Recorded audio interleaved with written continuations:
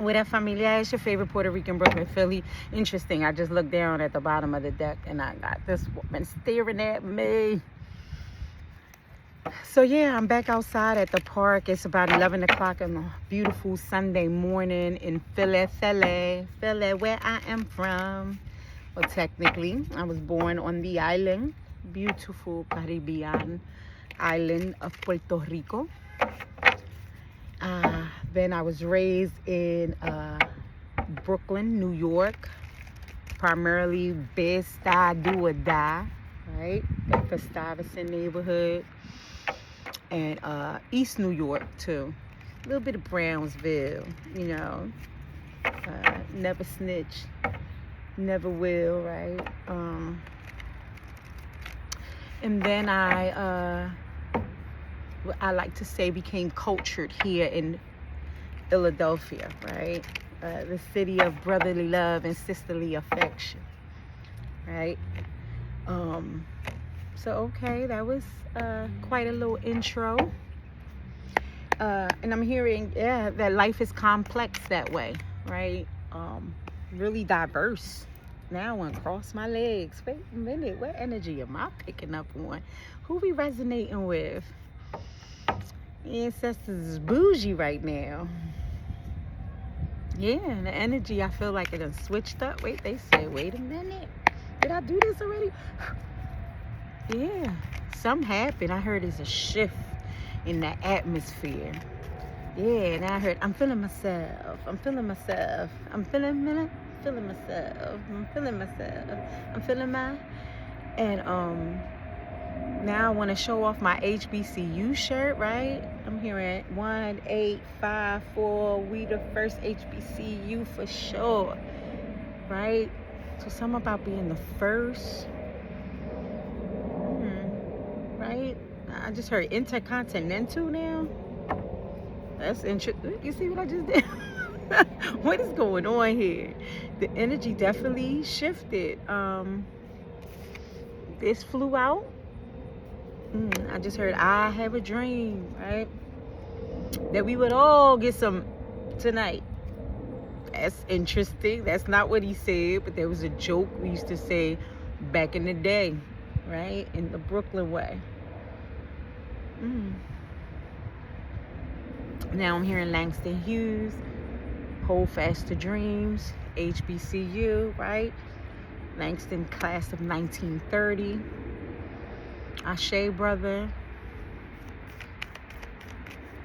Dreamweaver, right? Oh, what a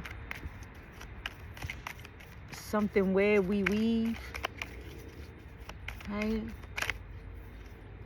Hearing Hold Fast to Dreams again. Frozen, right?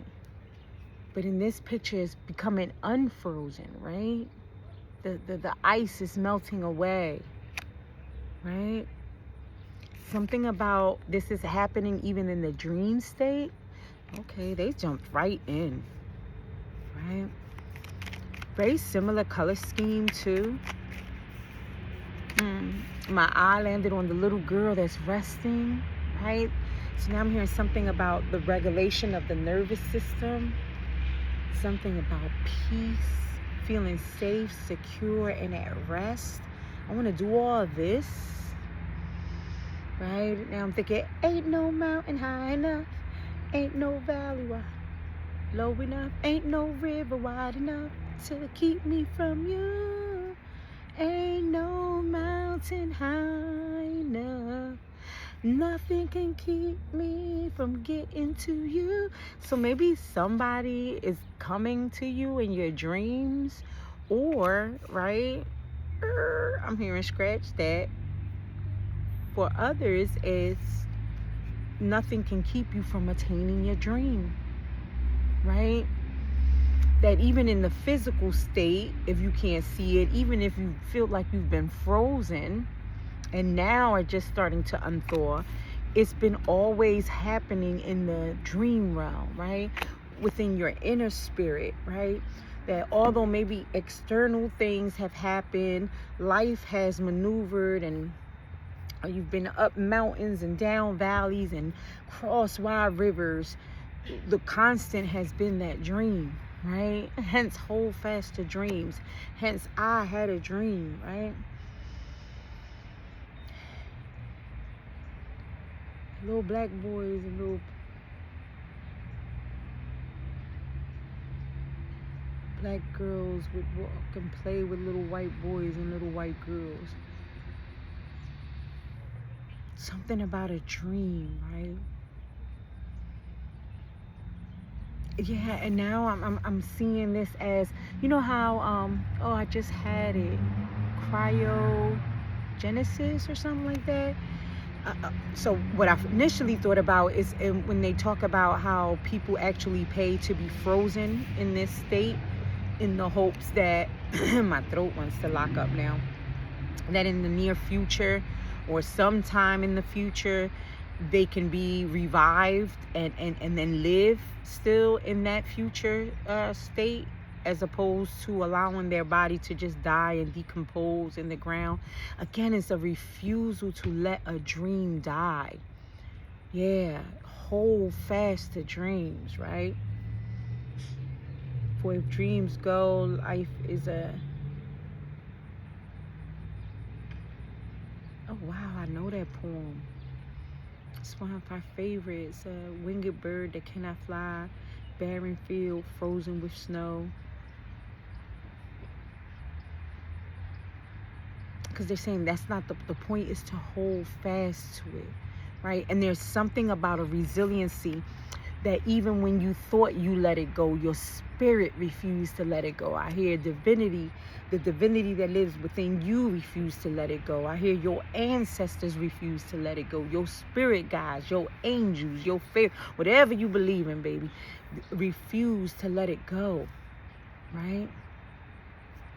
Look, alchemy, I didn't even know that was the third one I pulled. I just, they fell out and right?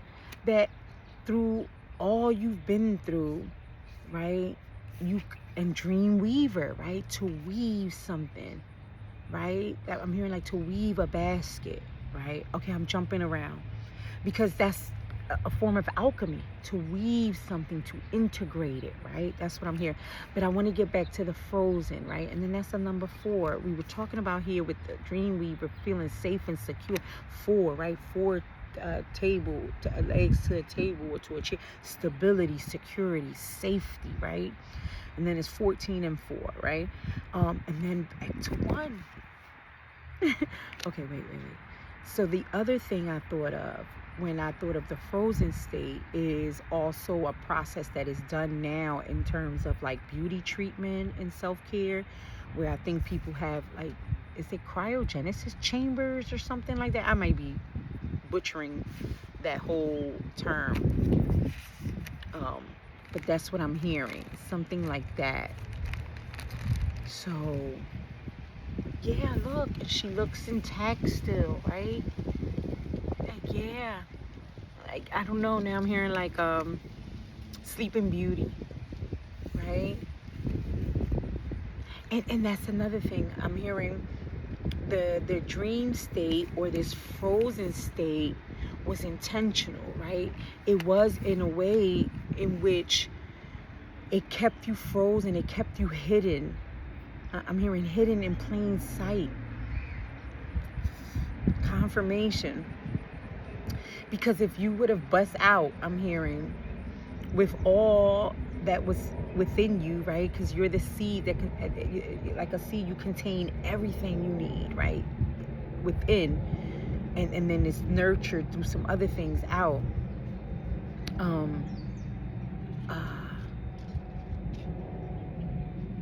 It would have been mishandled. It would have been abused, right? And I'm hearing, I know you believe that some of that happened, and for some of us, right, that did happen, right? We found ourselves in situations where we were misused and abused, and I'm hearing, so imagine that times 10. People were mad, and all they got to see is a glimpse of your dream and shimmer and your shine.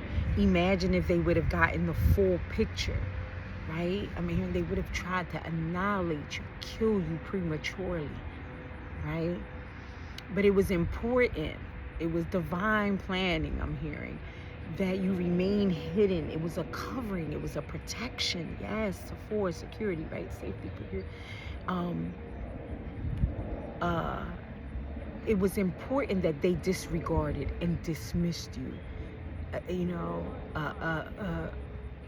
for because I'm hearing in the book of Esther with Mordecai, where he tells her, you know, you was prepared for a time such as this, right?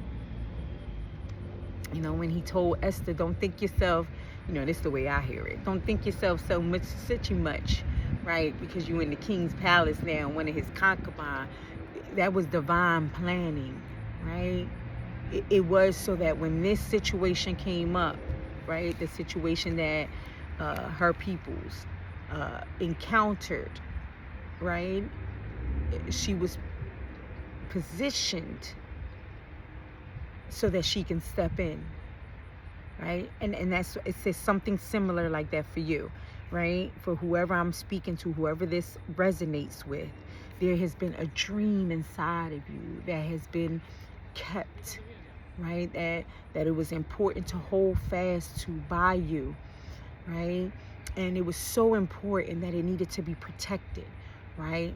And in the right timing, the right circumstances, I'm hearing the right alignment needed to be in place, right? In order for it to then begin to reveal itself. And now, and yeah, oh God, I'm sorry. I mean, it's like a fire shut up in my bones. I hear, like in the book of Jeremiah, right?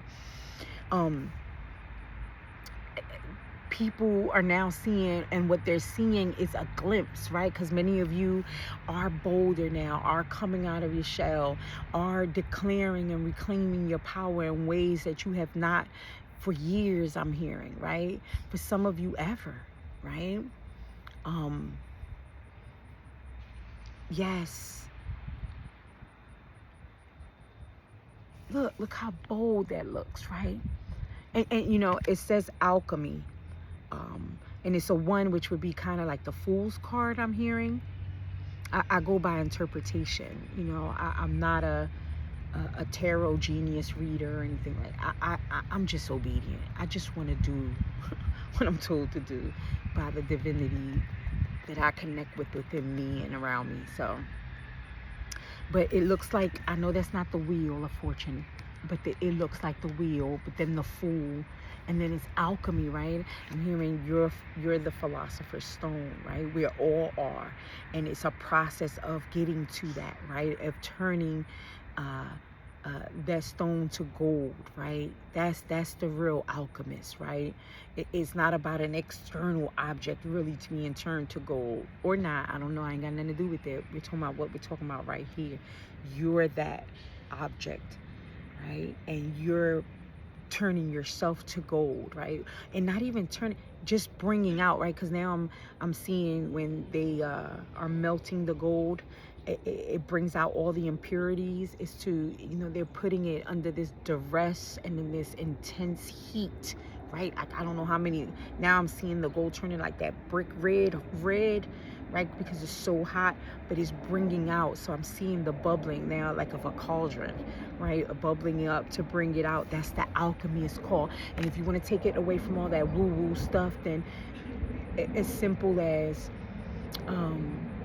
doing the healing work, right? Whether it's through a therapist or a group, whatever, but literally looking at your life and assessing it and reflecting upon it and seeing the areas that needed a little more care and nurturing, and understanding why you behaved in this manner or interpreted things in this way or thought of things in this way and behaved this way, right? And it wasn't to criticize, and you didn't see it as such a horrible thing, but as a necessary thing to alchemize and to integrate, right?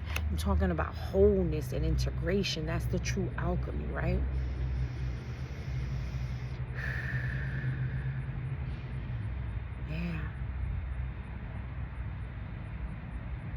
Yeah, you did this.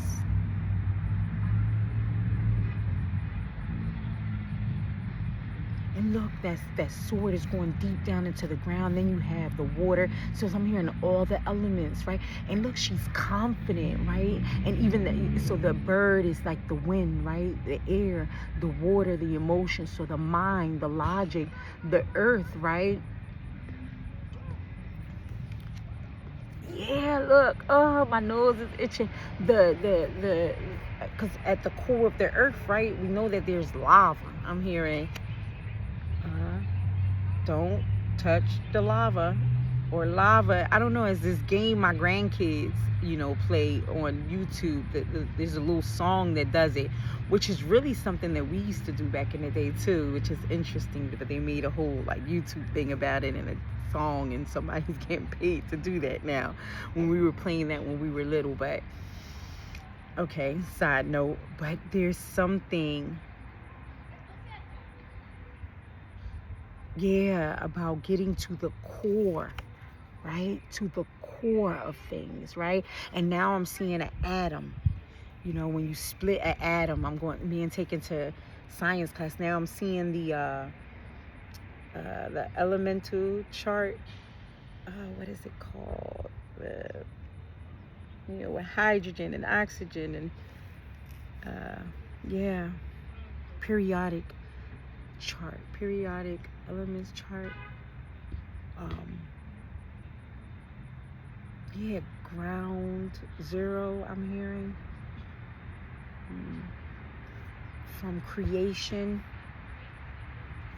Spirit, what do you? Emotional regulation, right? Yeah, right before coming on here, there was this sister, when I clicked on Instagram, my son sent me a message, and the little reel came up, or whatever you call that thing, and she was saying, when you meet people, instead of checking for them to see, do y'all share the same daddy mommy issues, or do y'all like the same drinks and the same behaviors? How does your nervous system, she didn't say this part, but how does your nervous system feel around them? That's what I'm adding to it. But she said, try to figure out, how do they emotionally regulate, right? Because you're either gonna mirror or manage, and that's powerful, right? That hit me like a ton of bricks, because it is true, right? And that's not just with partners, right? With friendships, with family members, with co-workers. I'm in a point in my life now, and I'm speaking to a collective that's at a point in their life, and they're saying shuffle as I say this next part, where they're wanting, it's a shift I'm hearing, right? Where they can no longer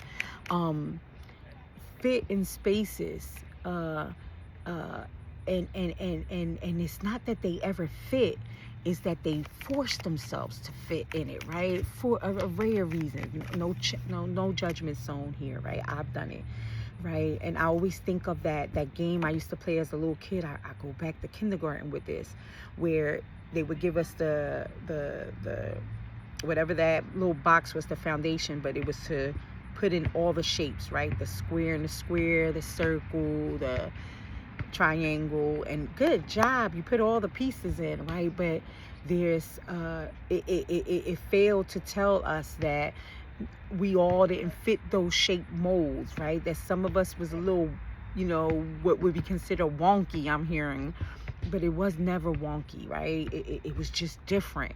And because they couldn't see past their rigid boxes and confines, then they forced us to fit into these spaces when we were different, right?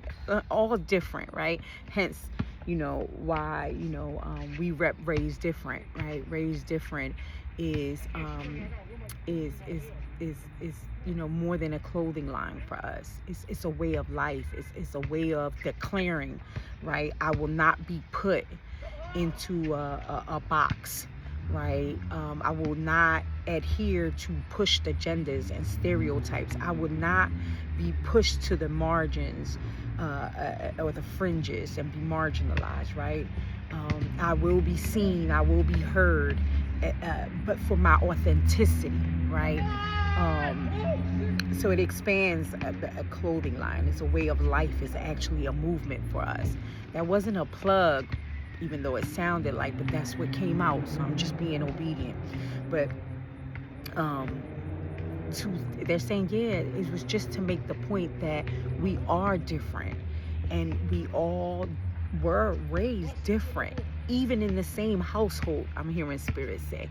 And you can see the evidence where you can have a family of, let's say, 3 children come from the same household, same parents, same grandparents, same school system, and still be very different and very unique. But there is a disservice I'm hearing we do when we try to stick people and make them all fit into a specific mold.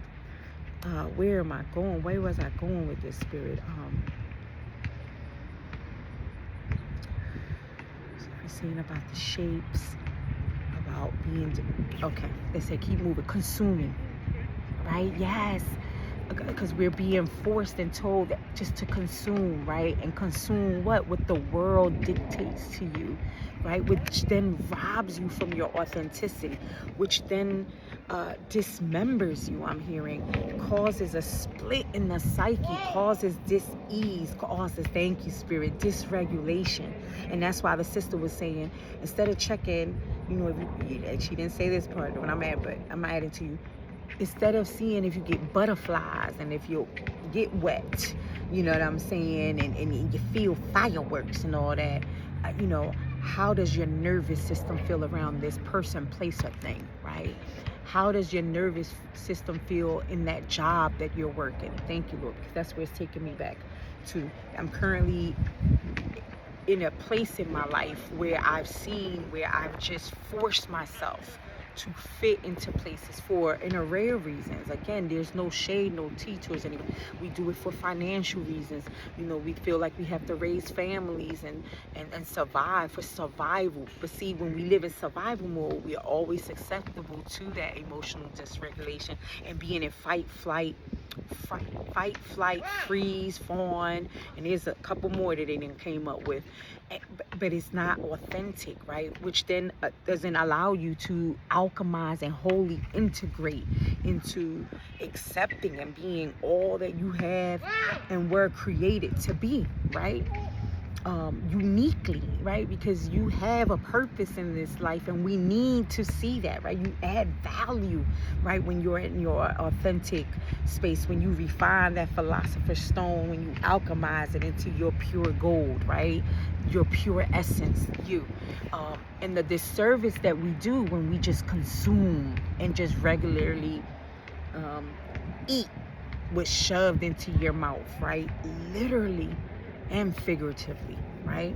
And again, I'm hearing dis-ease that it causes, right? Mentally, physically, emotionally, and spiritually.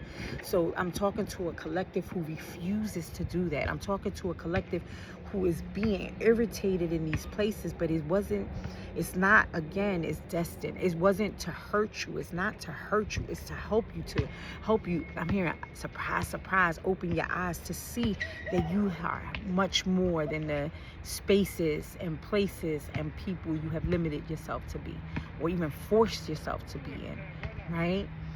That there's more, that your dream is so much bigger, right? And the possibilities are so much bigger. Right now I'm hearing that song Bigger by Beyonce, right? And Legacy.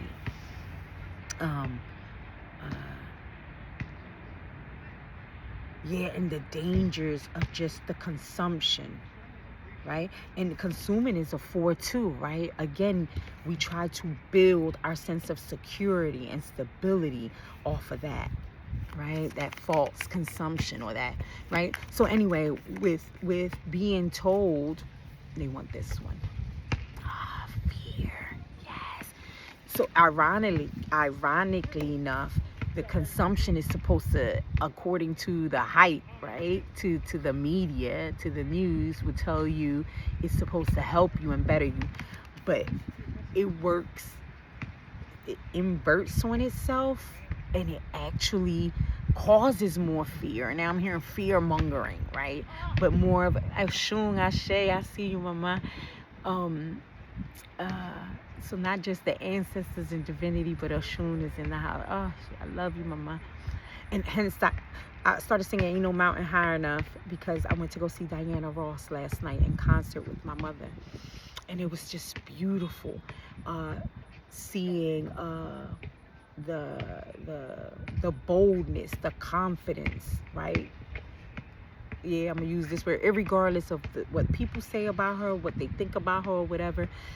You can tell when somebody is stepping into who they are, right? And if she don't know nothing else, because I don't know this woman like that personally, she knows she's a performer, right? And she admitted, she said, people asked her, because she did like a Q&A at the end, and she was asked, what keeps you so young? And she says, you do. She says, I never want to retire. As long as you want to come see me, I want to come out here because you really do help me with my mental, my physical, my spiritual, and my emotional. This keeps me going. This keeps me alive, right? Whether you agree with that or not, there's some power in that, right? And when we're trying to fit into the stereotypes or the molds that people create for us, that this world creates for us, then we are not truly happy. We're not truly embracing who we are. Then, and I wonder that. I really do think that that's a part of the real fountain of youth. Again, the philosopher's stone that, people say, well, how do you stay so young or so childlike? I think when you stay close to your authenticity and that's what you seek and you desire and that's what you strive for, that does help. That's just my side note. But fear, right? Oh God, what was I thinking? It was something else.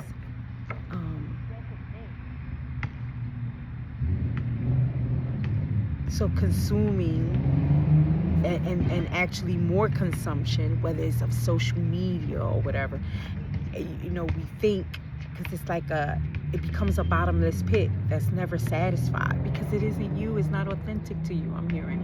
But it ingratiating and insatiated. And keeps you in this constant wheel of seeking more, searching more. And my legs are still crossed. Real bougie, real diva, like Diana, right? I'm hearing Dirty Diana. Ow. Right? So for somebody, it's okay to be a little dirty Diana, right? In terms of sensuality, your femininity, male or female, right? So for a male, your sexiness, I don't know. Again, being authentic and true to yourself. And again, when we, I'm not dirty Diana. I'm a lady, right? When deep down inside, it's a little freak in you. You're depriving yourself. You're not fully alchemizing. You're not fully integrating, right? And it is based on fear. Well, what are they going to say? Well, my reputation. But then that fell over the frozen, right? That'll keep you frozen, right? No, we don't want that. Get that dumb baby away from me, right? So, I began to question after the young lady had did the video in terms of, like I said, it hit me like a ton of bricks when she said that. Talk about integration. And it fell over the alchemy court. I'm telling you. See, this little girl is sitting in line on a crocodile that's scaly and bumpy and there's no smoothness. It doesn't fit nicely, right? No, yes, you have to love all of you, right? I remember being in the mirror and saying, oh, I love my face and all that, but I don't like the skin under my arms or my belly. And I had to say, well, then you don't love you, And then I began to talk to my belly, right? And say to my belly, thank you. You've done a phenomenal thing. First of all, you stored fat there in part of survival mode through cortisol and other stuff, trying to protect me because you love me, right? And then my womb and my stomach, you carried babies, right? 2 babies to full term at that.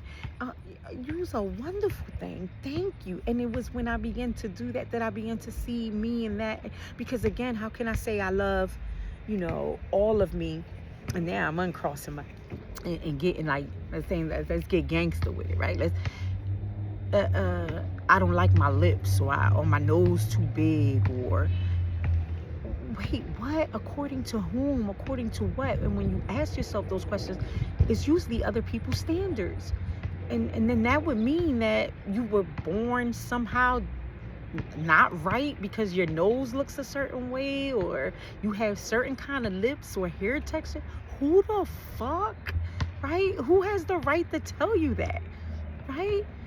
Why would you be born wrong like that? Does that even like make the math? It ain't math. It make it make sense. No, if this is my hair, these are my lips, this is the way I was created, right? But it's this, they distort it. They make you want to hate your fucking self. Like, think about that. When you say that out loud, that should like be like, yo, what the kids say now, yo, that fry me. That freaking fries me. Because how am I wrong? How was I born wrong? Or something wrong? Come on, it don't make sense. You know, yeah, the math don't math. That's what the kids say. It don't math with. All right. So there's something about loving all your curves and all your edges, all your perfect imperfections, right? Love all of you. And then, you know, I look at our children and we screw them up. You see little girls, you know what I'm saying, already 12 years old, like in, what's that store, this makeup store? They on the train and they got more makeup on, like if they actresses about to go on a movie set, and all they're doing is going to school. They already micro doing their eyebrows, they dyeing their hair, they think they need to be skinny. So they sitting there making themselves throw up. They don't eat right. Like, yo, we fucking them up, trying to tell them to be everything but who they supposed to be, which is just themselves, you know? And the boys, don't even get me on them, right? Like, it's no bueno. It's no bueno, man. Right? You gotta learn to love you, all of you, no matter what that is, right? And that's so much BS. I hate the way people say, oh, I don't want you to be fake, I want you to be real, just keep it 100. That's bullshit. You don't want people to be real. You don't want people to keep it 100. Because if you did, then you wouldn't be telling them that who they are is wrong. They wouldn't feel the need that they have to lose weight, dye their hair, get nose surgery, get their butt done, get their stomach done, get their boobies done, get their chest done. Everything is wrong with them. I mean, not for nothing. You walk around this earth and all you see is fake plastic. That's it. You know, we was having this conversation the other day, and they were saying all these girls look alike now. They all got the same butts, the same stomachs, the same eyebrows. There's no uniqueness. They all look the same. It's like, what's going on? You know? And then they think that that's what's going to make them happy. They think that that's what's going to make them get the next man. And the man doesn't even want that, because he's like, I got 20 other ones that look like that.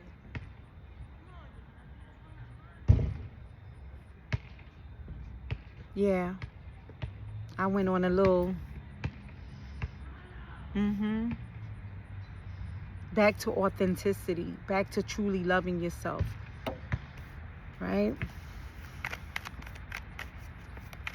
And I'm not here to rag on our girls, right? Or on our women. I'm a woman. I have a daughter. I have nieces. I know how hard it is and how hard it has been since the beginning of time to be a woman or a female on this earth, right? But we do have to look at the patriarchal systems and all of the other systems that have contributed to this type of mindset and lifestyle that is really killing us and hurting us and not truly helping us. You know what I mean?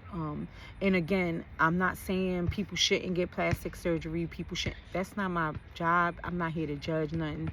I love the fact that I know people who went and got their body done, and after they got it done, it built their confidence on a whole nother level, and it motivated them to become healthier, happier human beings. So I'm not here to say what people should or shouldn't do, but whatever you do, it should be from your authentic core, from you, something that you want to do, not some bullshit that was shoved in your mouth or some stereotype that's telling you that that's the only way you could be happy. or successful.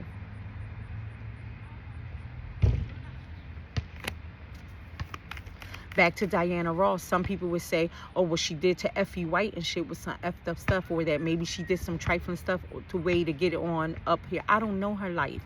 But if what I felt from her last night to say that she said, this is me, this is what I love to do, coming out here performing and singing on stage is natural to me. It's like, it's something I would do even if I didn't get paid for it. Like, that's the type of life I'm trying to live, right? I want to live where whatever I'm doing, it don't feel like a job. It don't feel like I'm killing myself, forcing myself to get up, to be around co-workers I hate, family members I hate, a man or, you know, I can't stand, because at the end of the day, I really can't stand me.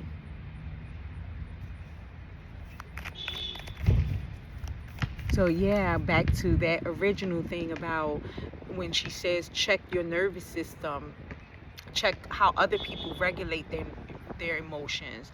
That is important. And when I began to think about, well, how can I, spirit, look at, you know, find people that, you know, are emotionally able to regulate themselves, and whether we want to admit it, I don't know whether we want to admit it or not, but there is enough data that has been pushed out there now to say that people who are better equipped to emotionally regulate are people who remain flexible, not only in their body, so flexibility in your mobility and in your body, but also in their mind, right? They're not as rigid. They don't stick and conform to those boxes, to the square needs to be here, the fat box needs to be here.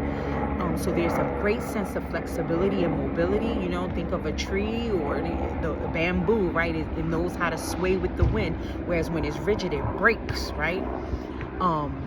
Their gut health matters, right? So the kinds of foods that they're ingesting and liquids that they're putting in their body, right? Kind of like anything, a car, you don't put the right oil, you don't give it gas, so it's going to break down on you, any system, right? So it's important what they're eating and then they're ingesting into their body. Is important, not just what they're literally physically consuming into their body in terms of nutrients, but what they're hearing and listening to, right? What kind of information they rocking with from hearing. And some type of a meditative practice or grounding practice, right? It doesn't have to be lak for everybody. You know, it might be journaling, it might be reading a book, it might be listening to music, right? Whatever grounds you and allows you, you know, to feel you. And also some type of physical activity, whether it's exercise at the gym, and again, at your level, at your pace, considering your age range, right? So when you think of like older people, I've been rocking with older people at the park doing Tai Chi. Very slow, right? But a workout, nevertheless, I promise you, okay? And one that leaves you feeling, well, for me, not only peaceful, but then I feel like I'm telling you, it's a workout. You know, I've been going hard at the gym, you know, on my journey from like 2018 till now. It's been a lot of hiccups, ups and downs, back and forth, trials and tribulations with it.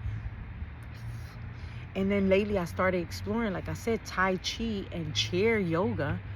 And when I say it's been phenomenal experience, and a workout, right? But on a whole nother level. So it's not always, doesn't have to be all hard and grind, and I got to be able to bench 200 and squat 3 and, you know, yeah, again, it's remaining authentic to you and honoring you, right? One of the things I was just telling my daughter was that, you know, I'm accepting my age, right? I'm over 50 now. I'm not, you know, in my 30s or 20s anymore. So there are things that, you know, not that I couldn't do them. I could force myself to do them, but why do I want to now, right?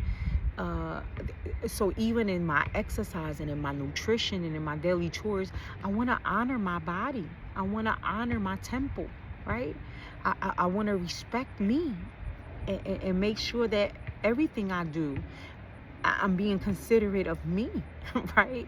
And I was telling her how with one of my the instructor that does the chair yoga, you know, we were having a conversation, and even in the class and after the class, she excused herself very quickly to say, I have to go to the bathroom. You know, I no longer hold my pee. When I have to go, I'll go. I honor that. And that was powerful for me, because I can recall, particularly in my year, how many times I would hold my pee thinking it would be rude, it would be ignorant. Oh, I don't want to miss it.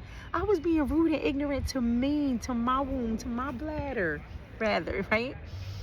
And how powerful that was when she said that to me, and how now, listen, when I got to go, I got to go. Excuse you, right? But that's a part of, that's self-care, right? A part of self-care is acknowledging what the temple needs. You know, last 3 days, I haven't been to this is day 3, no gym. But it's okay, right? TMI, but I'm on my menses. And no, this is a time that my body is saying, slow down, relax, right? Re-energize, right? Take care of yourself, right? And I'm being reminded of, and my nose keep itching, right? Excuse me. I don't think that, it's not like I feel like there's anything going on in it. It's just my ancestors. But I'm reminded of in Islam, right? One of the beautiful things I remember, like, just feeling so much emotion over was when, particularly during Ramadan, when we're fasting for Ramadan, if the Ramadan, when it hits my, you know, the time of menses, I'm exempt, right? It says you're good. Now, I'm not getting into with nobody for whatever reasons or whatever. I'm leaving all that political, religious stuff, dogma. I get it. There's some bullshit with everything. But the part that I'm honoring is that it's saying, honor that time and space when your body is saying you need more sleep, you need more nutrients. This isn't a time to deprive your body of them, of the liquids and the nutrients that it needs, right? It's a reason why you're craving certain things, right? To me, it was a beautiful way of honoring me, right? And even this thing, right, the period, this bleeding that has been seen and still seen by many as a disgusting, horrible thing, right? No, it was saying, it was embracing it, right? It was flipping it on its head and saying, no, it's something to honor, to respect, right? To cherish, to know, no, I am going to be a little more possibly irritable. There's some hormone things that is happening within, right? Yeah, honor that, right? So, yeah, it's about honoring oneself on a whole nother level. I'm hearing, right? Yeah, all of me. I keep hearing this, all of me. Yeah, all of me. And then, oh, that was gratitude with the, yeah, right? Because when you have compassion for yourself, I didn't even read the word compassion. Instead of, and this replaces the fear with compassion for yourself, then you flow into this state of gratitude, right? You begin to see, right? Yeah, I'm gonna call them blessings. I know that's a packed word, but all of the beauty that is right around me, within me, right? A part of me, like this beautiful sun right now that's shining down, this beautiful air that, I mean, I'm sitting here in this park doing this this message, sharing it with you. The birds, right, that I'm seeing, it's just a beautiful, you become grateful for all of these things, both the external and internal. Yeah. And it's so beautiful because she's coming out of what it seems to be a lotus flower. And if you know anything about the lotus flower, it comes from the mud. Literally, man. I want to say dog. right? From the muscle, from the grind. It wasn't easy, that journey of that lotus flower to come up and then push itself out the water in the pond, right? There's a sense of gratitude, right? And did it in the darkness, right? Again, going back to this cloakness, right? To this dream state, right? You were being protected for such a time as this. There you go. That's the word. That's the saying for Mordecai and Esther. For such a time as this. And now you're being revealed, right? But it's a slow burn I'm hearing, right? Because when it's too fast, it fizzles faster. Shout out to Ruben for that. I remember him saying that. Yeah.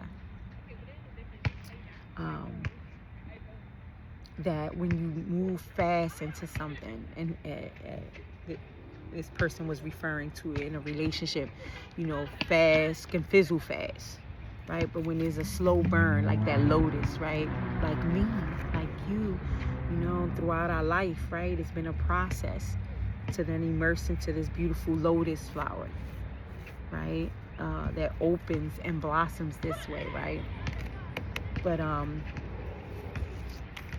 it was purposeful.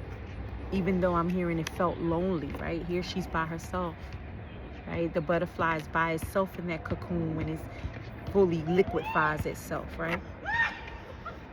Yeah, it's an internal process. It's personal, right? Your I am, between your I am and I am, right? Look, generosity. Oh God, this is so beautiful, right? So from this gratitude, right? Thank you, Spirit. So here, more consumption, ironically, doesn't lead to satisfaction, leads to more fear. We're here, gratitude, and they fell on top of each other, leads to more generosity, right? You would think the opposite, right? It's something about, I'm flipping the script, a shift, right? What seemed one way.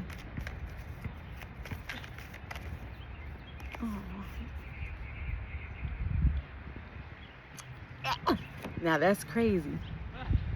To be grateful and to receive generosity out of the heartache, right? And the heartache fell, the heartbreak, as I say, heartache fell on top of, look y'all, peep game. So first it was, you alchemized through compassion this heartbreak, or the heartbreaks, right? Whether it was from the job that you finally figured out you stayed too long in, or the relationship, or the ways where you felt, you know, let's keep it 100, I'm gonna keep it a buck. For me, the ways I knew finally I betrayed myself, right? I'm gonna say this in closing. Yeah, I feel like it's time to wrap it up. At the bottom of the deck, intuition, right? Full circle. That's what it's all about. Finally learning to listen to you, into it, right? To get into it, into your intuition, right? Oh yeah, that's water, that's seashells. Okay, we'll go there. But oh, Spirit, don't let me lose it. I just had it.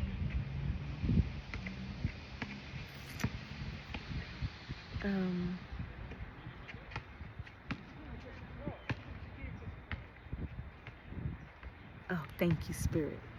So on this journey, I began to finally, as I was, you know, doing this work, alchemizing, healing, finally looking within, no longer just blaming everything outside of me. It's a process, right? I'm hearing like the 5 stages of grieving or something like that. But there was a point where I began to see how I was allowing others to disrespect me and violate my boundaries, right? In ways that, you know, I couldn't see before. And when I started seeing that, I became angry, and I began, you know, cutting people off and checking people real quick. And then finally for me, like, it culminated with the little, what I would say, the inner child in me, the little girl in me checking me and saying, you know, it's one thing for other people to violate me, to betray me, to disrespect me. I get it, right? People are people, humanity's humanity, whatever. But the real disrespect, the real violation, the real betrayal that I can't understand, that fries me, said the little girl, that doesn't math to me, right? That doesn't make sense, is how you are doing me that way, meaning myself, right? And that just, yo, talk about blew my mind, right? I bawled. And every time I thought about it, I just would bust down crying, because that was real. That was a real eye opener, right? Because it is true. There's not much you can do about the outside world, and you can't control people really, right? And people are going to step to you and come to you in ways, and then when that happens, you have ways to, you know, either stop it, deflect it, or get away from it. But when it's you violating you, when it's you betraying you, and how are you doing that? When you're not listening to your intuition, right? When you're not honoring your dream, when you remaining frozen as a result of that, right? Because you continue to, my nose keep itching weird, consume the lies, right? The pushed agendas, the what you should be's instead of who you really are, right? And you stay in this fear and in this heartache, right? I had to realize that I was responsible. I had to hold the accountability for the role that I played in my betrayal and in this heartbreak, and how I remained in this constant fear. Oh God, my ancestors is going off. That's how. And I refuse to do that. And I'm not saying I'm delivered, or that I'm no longer going to do anything, or that I'm fully healed. I am very clear now, because that was another thing that used to mess me up. I thought it was more linear and it was an end goal. No, this is a lifelong process. And the realizations that I have now are very different from the ones I had in my 40s and in my 30s and my 20s. And if I'm given the grace, right, and the mercy to keep on living, right? Life is going to keep life, and I'm sure that several videos from now, there will be some other perspective and some other understanding, right? But I'm hearing, as for me and my house being this temple, this body, I will honor it, right? I will honor it to the best of my ability. And in the areas that I'm still not honoring it, I am seeking to learn and to grow into how to better honor that, right? And to me, that's fucking dope, right? That's dope. And I'm ready. I'm so ready. And it has literally pushed me away from this hyper masculine that wants to go, get, push, to this feminine, more space that feels so sacred and divine, that feels so receptive and soft and loving and caring. And I'm not saying I'm throwing away the masculinity. The devil is a liar, you know. Just I don't believe in feminism. I'm a womanist at heart. Look it up if you want to. Where I honor both. That's true alchemy, where I integrate both, where I understand there's a balance, right? And I need my yin and my yang, my light and my shadow, right? To be in harmony and in play with one another, right? And it's right? Not a, yeah, it feels good. It feels so fucking good. And it took me a long ass time to get here. And I'm excited about where I'm going, right? And I'm about to cry. And I'm going to leave you with this last song, I think is Time's Coming by Zanny Monet, right? Yeah, it's overdue. your time's here, you know, receive it. Yeah, they said we're being generous, we're pouring it out. Don't worry, you know, there's more than enough. Don't let them fear among you, right? Yeah, that's it, beloved. That's it. That's all. You know, I feel like what's that? Porky Pig. Dip, dip, dip, dip. That's all, folks. I'm so corny, but that's okay. I'm okay with being corny. HBCU, loving me all day. The first. Yes. Oh, I wish I could show you my tattoo. Yeah, in Arabic. Love me first, right? Yeah, the first. I'm number one. It's okay. That's not selfish. That's not narcissistic. If you know, you know, right? Until next time, beloved. Ashe, amen, and amen.